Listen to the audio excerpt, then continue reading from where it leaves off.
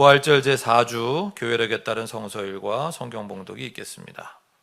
사도행전 9장 36절에서 43절의 말씀입니다. 그런데 욥바에 다비다라는 여제자가 있었다. 그 이름은 그리스말로 번역하면 도르가인데 이 여자는 착한 일과 구제 사업을 많이 하는 사람이었다. 그 무렵에 이 여자가 병이 들어서 죽었다. 그래서 사람들이 그의 시신을 씻겨서 다락방에 두었다. 룻다는 욥바에서 가까운 곳이다. 제자들이 베드로가 룻다에 있다는 말을 듣고 두 사람을 그에게로 보내서 지체하지 말고 와달라고 간청하였다. 그래서 베드로는 일어나서 심부름꾼과 함께 갔다. 베드로가 그곳에 이르니 사람들이 그를 다락방으로 데리고 올라갔다. 과부들이 모두 베드로 곁에 서서 울며 도르가가 그들과 함께 지낼 때에 만들어둔 속옷과 겉옷을 다 내보여 주었다. 베드로는 모든 사람을 바깥으로 내보내고 나서 무릎을 꿇고 기도를 하였다. 그리고 시신 쪽으로 몸을 돌려서 다비다여 일어나시오 하고 말하였다. 그 여자는 눈을 떠서 베드로를 보고 일어나서 앉았다. 베드로가 손을 내밀어서 그 여자를 일으켜 세웠다. 그리고 성도들과 과부들을 불러서 그 여자가 살아있음을 보여주었다. 그 일이 온 욥바에 알려지니 많은 사람이 주님을 믿게 되었다. 그리고 베드로는 여러 날 동안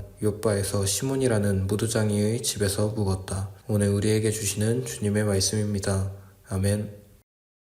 시편 23편의 말씀입니다. 주님은 나의 목자시니 내게 부족함 없어라. 나를 푸른 풀밭에 누이시며 쉴만한 물가로 인도하신다. 나에게 다시 새 힘을 주시고 당신의 이름을 위하여 바른 길로 나를 인도하신다. 내가 비록 죽음의 그늘 골짜기로 다닐지라도 주님께서 나와 함께 계시고 주님의 막대기와 지팡이로 나를 보살펴 주시니 내게는 두려움이 없습니다. 주님께서는 내 원수들이 보는 앞에서 내게 잔치상을 차려주시고 내 머리에 기름 부으시어 나를 귀한 손님으로 맞아주시니 내 잔이 넘칩니다. 진실로 주님의 선하심과 인자하심이 내가 사는 날 동안 나를 따르리니 나는 주님의 집으로 돌아가 영원히 그곳에서 살겠습니다. 오늘 우리에게 주시는 주님의 말씀입니다. 아멘.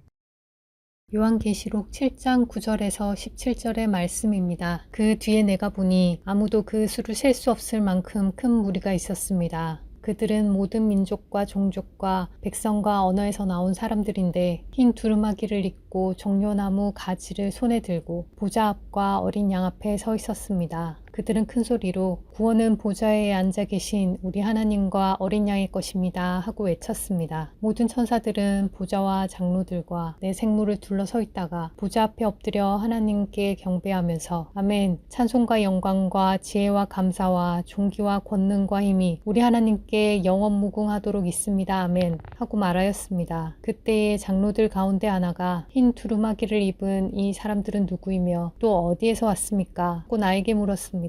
내가 장로님께서 잘 알고 계십니다 하고 대답하였더니 그는 나에게 이렇게 말하였습니다. 이 사람들은 큰 환난을 겪어낸 사람들입니다. 그들은 어린 양이 흘리신 피에 자기들의 두루마기를 빨아서 희게 하였습니다. 그러므로 그들은 하나님의 보좌 앞에 있고 하나님의 성전에서 밤낮 그분을 섬기고 있습니다. 그리고 보좌에 앉으신 분이 그들을 덮는 장막이 되어 주실 것입니다. 그들은 다시는 줄이지 않고 목마르지도 않고 해나 그 밖에 어떤 열도 그들 위에 괴롭게 내려쬐지 않을 것입니다. 보좌 한가운데 계신 어린 양이 그들의 목자가 되셔서 생명의 샘물로 그들을 인도하실 것이고 하나님께서 그들의 눈에서 눈물을 말끔히 씻어 주실 것입니다. 오늘 우리에게 주시는 주님의 말씀입니다. 아멘.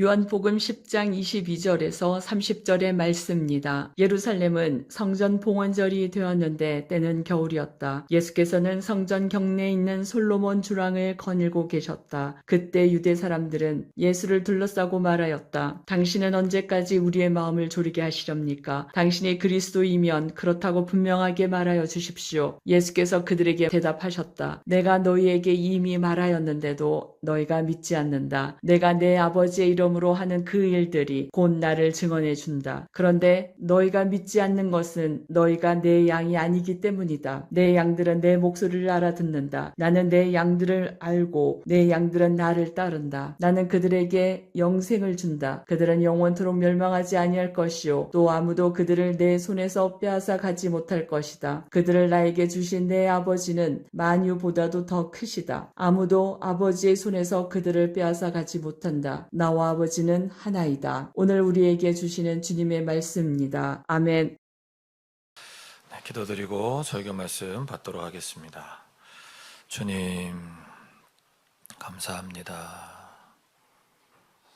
오늘 하루도 우리에게 생명을 주신 주님, 이 나의 있음이, 나의 삶이 당연한 것이 아님을 기억하게 하시고 주님의 은총임을 알고 감사하며 기뻐하며 하루를 맞이하고 하루를 살아갈 수 있도록 인도하여 주옵소서. 유한한 우리의 삶을 사는 동안에 영원하신 주님을 만나 살아갈 수 있음이 얼마나 큰 복인지 깨닫게 하여 주옵시고, 이 시간 그렇게 은총으로 우리에게 늘 다가오시는 주님께 감사와 영광을 돌리는 예배될 수 있도록 인도하여 주옵소서. 부족한 종을 세우셔서 주의 말씀을 전하게 하셨으니 이 종을 또한 붙들어 주옵소서. 함께 하심을 믿고 감사하오며 우리 주 예수 그리스도의 이름으로 기도합니다. 아멘. 지난 한 주도 주님을 따르기 위해 애쓴 여러분 모두를 주님의 이름으로 축복합니다. 오늘도 우리는 성부, 성자, 성령 삼위 하나님께서 우리에게 명하시는 생명의 길 그 위로 걸으며 주님을 따르고자 합니다. 지난 금요일까지 우리 고 안효중 집사님의 장례를 우리 교회가 주관해서 장례식을 치렀는데요. 그래서 제가 설교 준비가 다른 주에 비해서 부족하다는 걸 말씀을 드리고 인정하고, 여러분들의 양해를 구하면서 오늘은 최대한 요지를 전달하는 것 위주로 그렇게 하겠습니다. 먼저 시편 본문의 핵심, 시편 본문의 핵심일 뿐만 아니라 오늘 본문 전체의 핵심이라고 말할 수도 있는 시편 본문의 핵심은 뭘까요? 주님은 나의 목자이시다는 거죠. 주님은 나의 목자. 주님은 나의 목자, 내게 부족함 없어라. 그렇게 오늘 시편, 우리가 너무나도 잘 애송하는 시 23편이 시작이 되는데, 여러분들 한 10초만 한번 생각해 보세요. 정말 나는 나의 목자로 주님을 모시고 있는가? 주님이 진정 나의 목자이신가? 우리 회사 사장님 아닌가? 나의 목자는? 아니면 돈 많은 우리 아버지, 아니면 돈 많은 우리 돈 잘 벌어 우리 남편, 아니면 내 자식, 이 내 목자 아닌가? 여러분의 목자는 누굽니까? 여러분의 목자가 진정 우리 주님이시기를 주님의 이름으로 축원합니다. 그런 사람들에게 오늘 시편에서 시인이 고백하고 있는 귀한 축복, 내용 다 너무 잘 아시니까 제가 다시 읽어드리지 않아도 되겠죠? 그 귀한 축복이 함께 하실 줄로 믿습니다. 그런데 오늘 이제 요한복음과 요한계시록 본문을 보시면 주님은 나의 목자라고 고백하는 사람들에게 대가가 따릅니다. 계시록 본문 한번 보실까요? 계시록 본문을 보시면은 그 9절에 흰 두루마기를 입고 종려나무 가지를 손에 들고 보좌 앞과 어린 양 앞에 서 있었던, 아주 수를 헤아릴 수 없을 만큼 큰 무리가 있었어요. 흰 두루마기를 입은. 그래서 13절에 보시면은 그때 장로들 가운데 하나가 흰 두루마기를 입은 이 사람들은 누구이며 또 어디에서 왔습니까? 하고 나에게 물었습니다. 13절이요. 13절. 이렇게 이 흰 두루마기를 입고 그 앞에 서 있는 사람, 많은 사람들이 누구죠? 라고 했더니 17절에 보면 이 사람들이 바로 보좌 한가운데 계신 어린 양이 그들의 목자가 되셔서, 그러니까 주님은 나의 목자라고 고백한 그 사람들이 이 흰 두루마기를 입은 이 사람들인 거예요. 그런데 14절 보시면 이 사람들은 큰 환난을 겪어낸 사람들입니다. 그랬어요.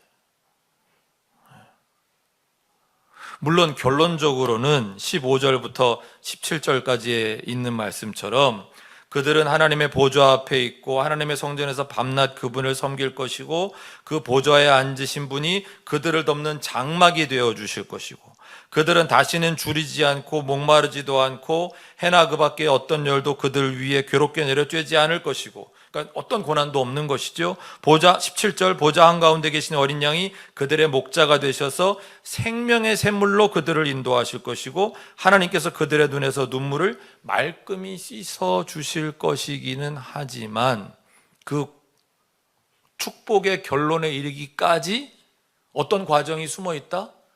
큰 환난을 겪어내야 하는 과정이 숨어 있다는 거예요. 왜 그러냐? 왜? 이미 이 세상에는 수많은 왕과 목자들이 존재하고 있기 때문에 우리가 주님은 나의 목자시라고 고백하고 그 목자 되신 주님을 따라가는 일을 그대로 허용하지 않는 수많은 통치자들, 여러분들의 목자가 되려고 하는 이들이 이미 많이 존재하고 있기 때문에 우리가 주님은 나의 목자로 믿고 살아가는 데 있어서 어쩌면 큰 환난을 겪어내야만 한다라는 거예요. 그 내용이 오늘 요한복음 본문을 이루는 요한복음 10장 전체의 내용이에요. 사실은 요한복음 오늘 본문을 보시면 22절로 시작되죠. 22절에 예수님이 때는 겨울이었는데 그때가 무슨 절기였대요? 아니, 저기 한글 못 읽으세요? 성전봉헌절이었대요. 성전봉헌절, 우리가 절기 많이 아는데 유대 절기 유월절도 알고 무교절도 알고 초림절 불임절 아는데 성전봉헌절이 뭐죠? 여러분 그 하누카라고 아세요? 하누카? 외국 생활을 해보신 분들은 유대인들이 하누카라는 명절 지내는 거 보신 적 있을 텐데 하누카. 남의 절기라고 전혀 관심이 없으셨군요. 네, 외국 생활 하신 분들도 하누카가 우리 크리스마스 때랑 거의 같아요. 그 때가. 그래서 우리는 크리스마스 명절을 막 지내는데 유대인들은 자기들끼리 모여가지고 이상한 자기들 무슨 가면 같은 거 쓰고 막 이러면서 하누카라는 절기를 지내는데 이게 이제 뭘 기념하는 거냐면 여러분 마카비 혁명이라고 아세요? 유다 마카비 혁명? 진짜 아는 거 참 없으시다, 그죠? 좋으시겠어요, 아는 게 없어서. 주전 167년이라고 그래요. 이게 이때가 뭐냐면 지난번에 왜 이진경 목사님 설교 때도 했지만 유대인들이 로마 제국 밑에 있으면서도 하도 대들고 이랬다 그러잖아요. 가장 결정적으로 대들었던 시대가 이때예요. 주전 167년 요때 유다 마카비우스라는 사람이 하도 이 식민지하에서 너무 힘드니까 혁명을 일으킨 거예요. 반란을 일으킨 거죠. 그래서 정말 한 100년 동안 이 유다 마카비우스의 그 유다 왕조가 이어져요. 제대로 성공을 한 거죠. 혁명이. 그래가지고 이때가 원수들에게서 성전을 다시 되찾아온 때로 유대인들은 그 역사를 가지고 있는 거예요. 그래서 이 절기가 되게 중요하게 생각하는 거예요. 이 성전 봉헌절이라고 하는 이 하누카가. 그래서 유대 백성들은 이 하누카를 기념할 때마다 단순히 하나님의 그 은혜, 하나님이 우리를 해방시켜 주신 걸 생각하고 성전을 다시 되찾게 해주신 것에 대해서 하나님께 감사하다는 이런 것만 하는 게 아니라 더 나아가서 그들은 왕들에 대해서 생각을 하는 거예요. 도대체 그들이 어떻게 왕이 되었는지, 어떻게 하면 우리가 이렇게 독립을 되찾을 수도 있고 성전을 되찾을 수도 있고 이제 이런 것들을 막 생각하는, 왕에 대해서 막 생각하는 그런 절기에 예수님이 성전 안을 거니시면서 무슨 말씀을 하셨다는 거예요?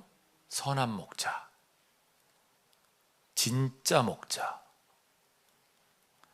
장차 와서 다른 왕들은 저건 도둑이고 강도 때라는 걸 드러내는 진짜 왕에 대해서 말씀하셨다는 거예요. 하누카 때, 성전 봉헌절 때. 자, 그러면 이 예수님의 이 메시지 자체가 어때요? 이게 굉장한 논쟁거리였던 거죠. 우리는 이 유명한 선한 목자장이에요. 요한복음 10장이. 우리 이 선한 목자장을 읽을 때 어떤 이미지를 떠올려요? 다시 시편 23편의 이미지를 떠올린단 말이에요. 푸른 초장이 펼쳐져 있고 거기서 정말 편안하고 우리가 지난 봄소풍 갔던 그 두물머리처럼 그날 두물머리가 얼마나 좋았는지 몰라요. 막 아주 편안한 그런 물이 있고 따스한 햇볕과 선선한 바람이 있고 막 이런 아름다운, 그래서 막 선한 목자를 따라서 사자가 와도 곰이 와도 우리를 지켜줄 그 선한 목자의 이미지를 떠올리면서 아주 우리 양들은 편안한 이런 이미지를 떠올리는데, 사실은 이 요한복음 10장, 오늘 본문에는 안 써 있지만 요한복음 10장이 어떻게 끝나는 줄 아세요? 예수님을 돌로 쳐 죽이려는 사람들로 마무리돼요. 왜 그래요? 이 예수님이 지금 선한 목자를 이야기하시는 여기에 어떤 전운이 감돌고 있는 거예요.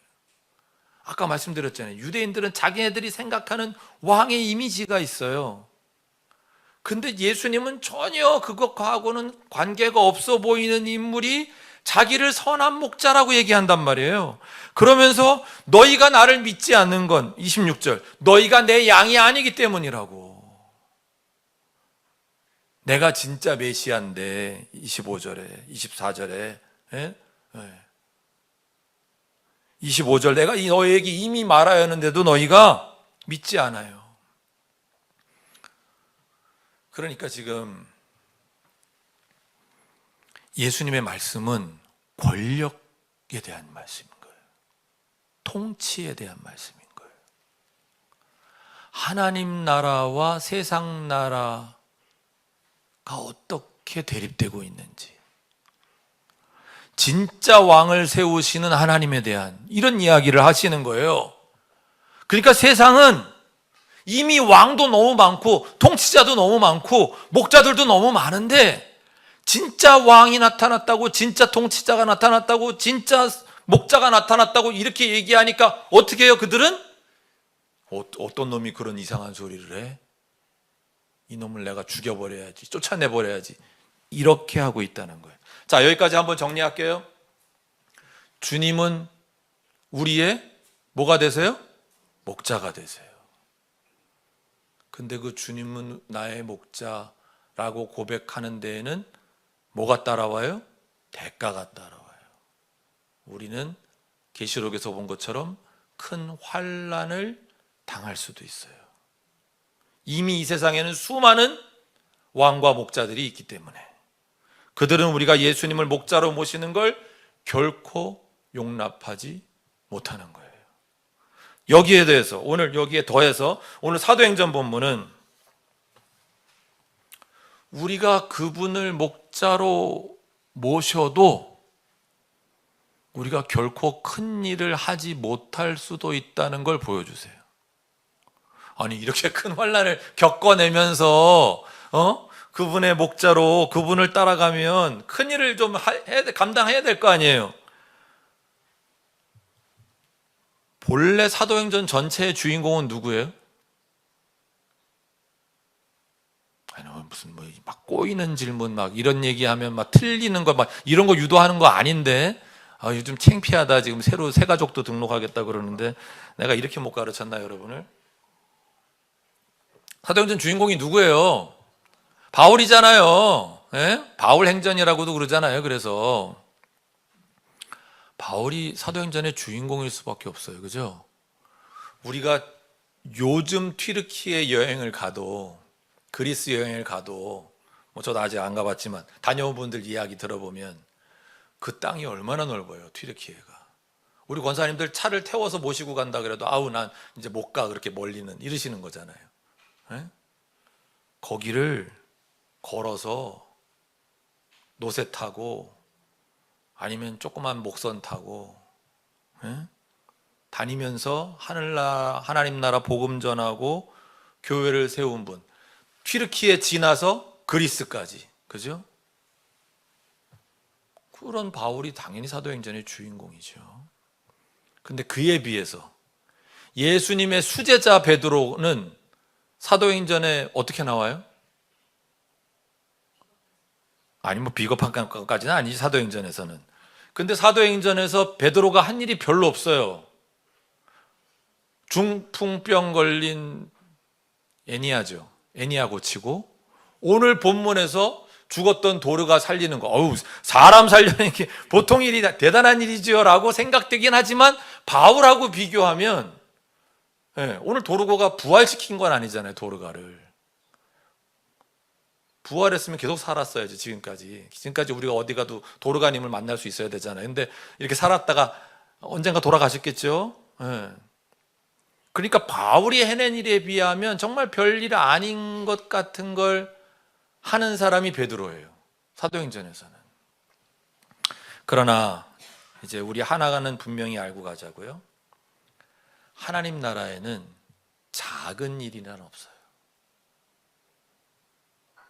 우리가 사도행전에서 베드로에 대해 아는 것이 중풍 걸린 애니아 고치고 오늘 본문에서 죽은 도르가를 살린 게 이게 전부라 그래도 이것밖에 없어도 뭐는 분명해요? 하나님의 능력이 그를 통해서 일한다는 것을 알기에는 충분하잖아요. 사도행전의 저자가 상대적으로 사소해 보이는 이 이야기를 지금 사도행전의 그 큰 하나님 나라 역사가 이루어지는 그 바울 이야기 사이에 이 이야기를 굳이 집어넣은 이유는 뭐겠어요? 왜 베드로는 바울처럼 큰 일을 못하고 이렇게 작은 일밖에 못했어? 혹시 그렇게 생각할 수 있는 사람들에게 베드로도 하나님이 맡기신 그 일을 하기 위해서 욥바의 가슴을 상기시켜 주려고 하는 일이었을 거예요. 하나님의 백성을 치유하고 격려하고 세우는 그 복음 사역을 위해 욥바에 간 베드로, 이거는 결코 작은 일이 아니라는 걸 알려주시는 거죠. 자, 이런 시각에서 오늘 본문을 보는 게 좀 더 바르다고 제가 여기는 근거는 오늘 본문에 누가 많이 등장해요? 여성들이 많이 등장해요. 39절, 41절. 특별히 주인공도 다비다 또는 그리스 말로 도르가라고 불린 여제자의 이야기이면서 거기에 39절 41절에 보면 여성들, 특별히 과부들이 많이 등장해요. 오늘 본문의 이야기는 그렇기 때문에 두 가지 사실을 분명하게 우리에게 보여줘요. 첫째는 도르가라는 사람은 누구였겠을까? 이분은 분명히 눈에 띄지는 않지만 하나님의 영광을 위해 자신이 처한 환경 안에서 자기가 가장 잘할 수 있는 일을 한 사람들의 대표로 사도행전은 이야기하고 있는 거예요. 베드로가 아니었으면 도르가 신약 성경에 기록되지 않았겠지요. 그러나 이 기록 때문에 우리는 도르가처럼 믿음으로 살고 하나님 나라에 대한 소망으로 살면서 그래서 오는 인생의 기쁨을 감사하고 경축할 뿐만 아니라 당연히 슬픔도 감당하고 다른 사람들을 섬기는 그 자그마한 일을 통해서 자신이 속한 영역에서 복음을 실천하고 물려받은 기술을 하나님의 영광을 위해 사용한 사람들이 초기에는 도르가를 비롯한 수십 명의 사람들이었고 나중에는 후대에 가서는 이런 사람들이 수천 명이었음을 추측할 수 있게 해주는 거예요.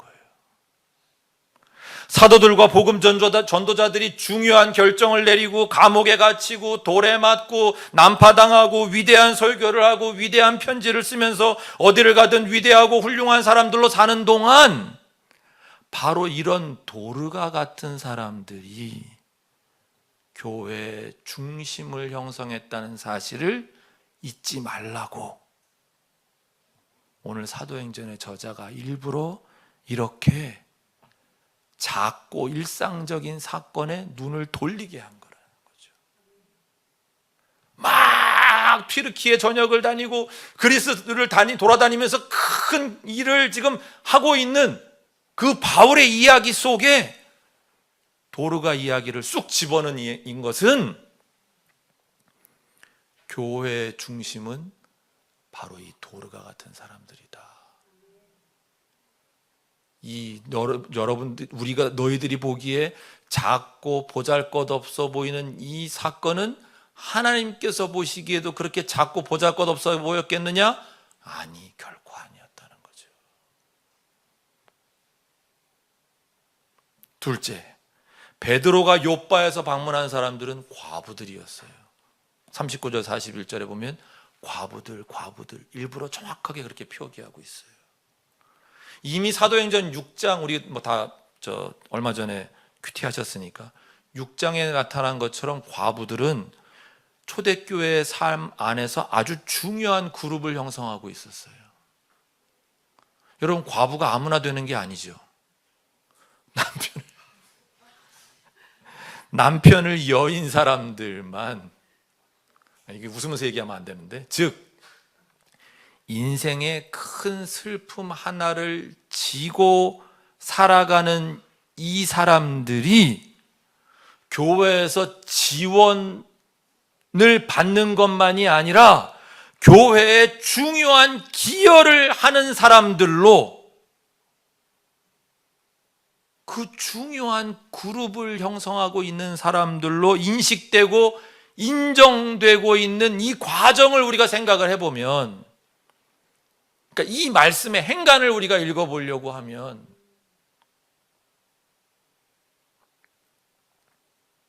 이건 진짜 가슴이 아려오는 얘기인 거죠.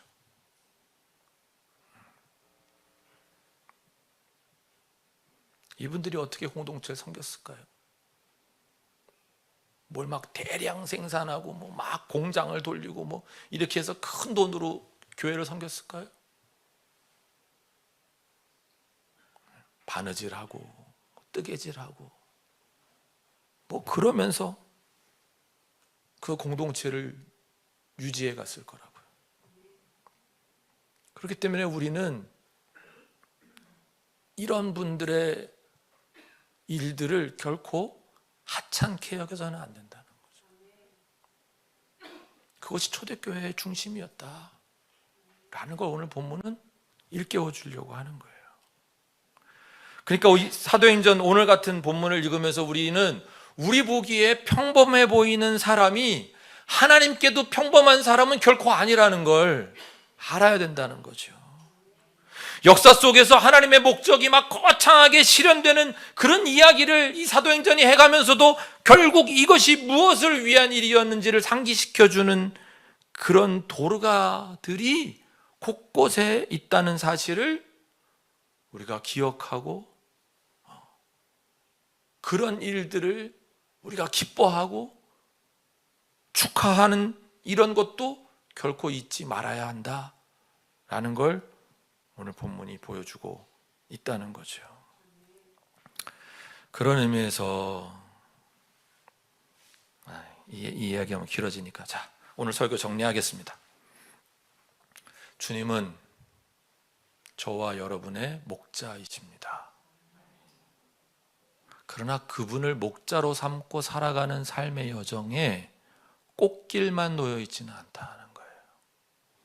큰 환난을 겪어내야만 할 수도 있습니다.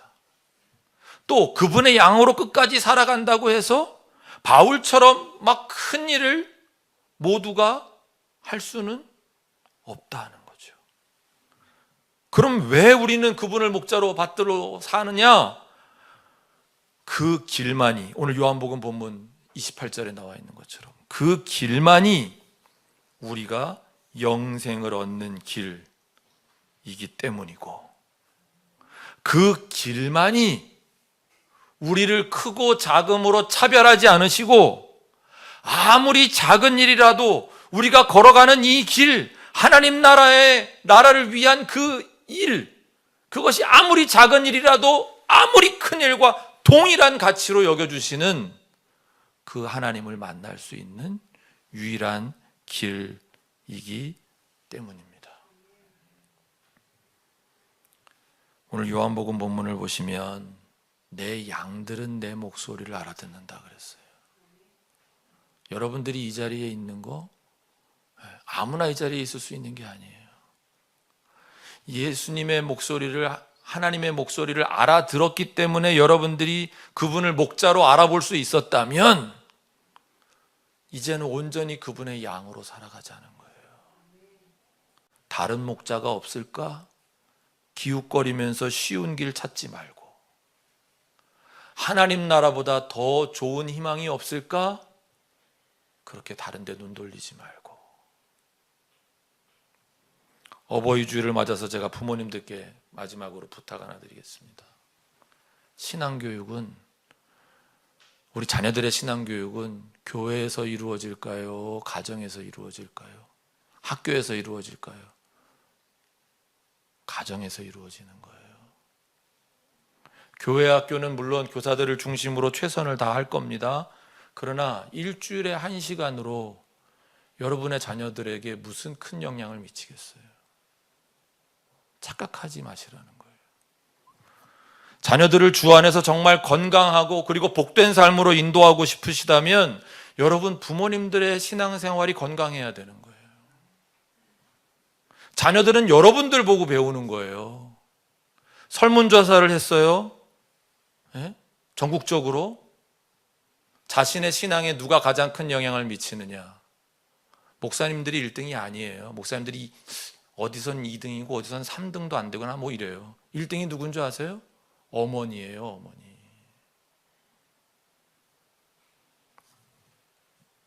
우리 부모의 신앙생활이 우리 자녀들에게 모범이 되는 거예요. 아, 저렇게 신앙생활하면 되는구나. 그러니까 우리가 잘합시다. 어버이 된 우리가 잘해야 돼요. 우리는, 저도 부모니까 나는 잘 못해도 우리 아이는 잘하기를 바라서 야, 너 이렇게 해. 하죠? 애들이 속으로 무슨 생각해요? 자기는 그렇게 안 하면서 왜 나한테만 이래? 애들이 다 속으로 그렇게 생각한대요. 왜 안 그러겠어요? 우리도 잘하면서 그랬잖아요. 애들은 우리를 보고 자라요. 우리를 보면서 배워요. 교회 학교 1시간 동안 그런 아이들을 어떻게 할 수 없어요. 바로 못 잡아요. 집에서 도와주셔야지 같이 가는 거지. 교육이 되는 거지. 그러니까 우리부터 우리의 목자 되신 예수님만 바라보고 오직 믿음으로 그 하나님 나라의 정의와 아름다움을 위해 우리가 먼저 바르고 건강하게 살아가십시다. 우리가 요한복음 본문의 마지막 절을 잊지 않기를 원합니다. 예수님 뭐라 그러셨어요? 나와 아버지는 하나이다 그러셨어요. 여러분, 주님이 우리의 목자세요. 나의 목자세요. 이 확신을 가질 수 있는 건 이런 예수님과 아버지의 그 연합, 예수님과 아버지의 친밀한 관계에 대해서 분명한 신앙을 가진 사람들이 흔들리지 않는데요. 여러분들 이거 분명히 믿고 주님을 나의 목자로 삼는 아름답고 복된 삶의 여정이 계속 이어져 가시기를 주님의 이름으로 축원합니다. 기도드리겠습니다. 주님은 나의 목자. 그 고백이 우리의 삶의 깊은 곳에서부터 우러나올 수 있도록 도와주시옵소서. 아무리 삶의 어려움이 다가와도 또 내 생각에는 내가 하는 일이 보잘것없고 작은 일에 불과하다 할지라도 그 일을 큰 일로 보시는 우리 주님, 그 고맙고 감사한 분, 그 은혜를 기억하며 주님만이 나의 목자이심을 늘 고백하고 살아 오늘 시인이 고백한 것 같은 귀한 축복의 자리에 이를 수 있도록 인도하여 주옵소서. 우리 주 예수 그리스도의 이름으로 기도하옵나이다. 아멘.